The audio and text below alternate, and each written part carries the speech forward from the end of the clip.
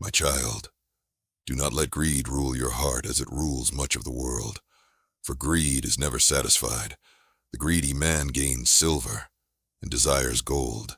He gains gold and desires kingdoms.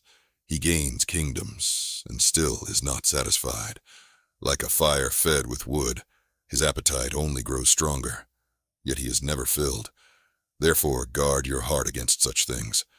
The world teaches a man to demand payment for every labor. It teaches him to calculate every kindness and measure every act of service. It asks, "What will I gain?" before it asks, "Who can I help?" But learn instead from the Lord your God. Did he demand payment when he laid the foundations of the earth? Did he send an invoice for the mountains? Does he charge the birds rent for the trees? Does he bill the fish for the sea? Does he demand silver for the rain? Does he withhold the sunrise until the nations can afford it? The sun rises upon the righteous and the wicked alike. The rain falls upon fields that curse his name and fields that praise him. The air is breathed by saints and sinners without distinction. Such is the generosity of the Creator. Therefore, why should a man become proud over things he did not create? Which man laid the earth's foundations? Which king formed the mountains? Which merchant commanded the seas to remain within their borders? Why does one charge another for land, whose foundations he did not lay? Why does he boast over resources he did not bring forth from the earth? No man created these things, yet many boast as though they own what was entrusted to them only for a little while. For all things belong to God. Therefore hold loosely to what you possess. Give what you can spare without demanding repayment. Feed the hungry when you find them. Give water to the thirsty. Shelter those who have nowhere to rest. Help the widow repair what she cannot repair alone. Comfort the orphan who feels forgotten. Strengthen the weary. Welcome the stranger, and do not despise the immigrant or refugee. For you do not always know whom God has placed before you, nor do you know when you yourself may become a stranger in need of mercy. Be like the Lord your God. He feeds even the worms beneath the soil. He provides for creatures that men overlook. He causes his mercies to fall like rain upon the earth. And when you had nothing to offer him but failure and wandering, he did not cast you away. Even while many profaned his name, he prepared a path for their return. Even while they ran from him, he kept a place at his table. Therefore let your compassion resemble his. Give not merely when it is convenient, but when kindness is needed. For generosity is not merely the giving of possessions, it is the posture of a merciful heart.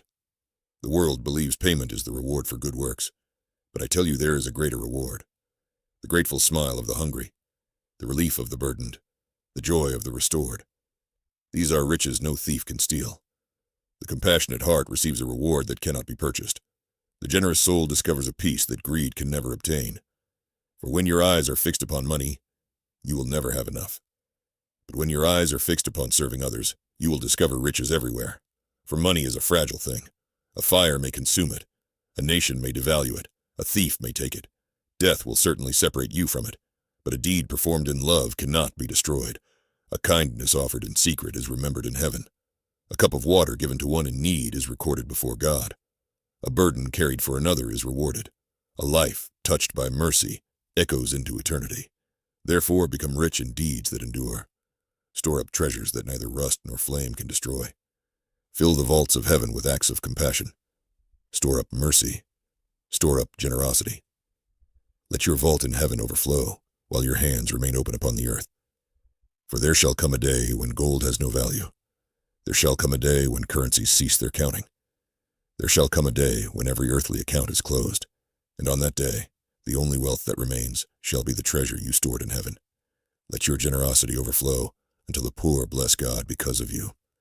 Let your kindness become known among the angels before ever you meet them. Let mercy become your reputation. Truly, I tell you, the man who possesses compassion is richer than the man who owns the world and shares none of it. And the one whose hands are open to others shall never be poor in the sight of God. The generous man sleeps in peace. The merciful man walks in joy. The compassionate man carries the likeness of God. And though he may possess little in the eyes of the world, he shall be counted among the richest of men in the kingdom that endures forever.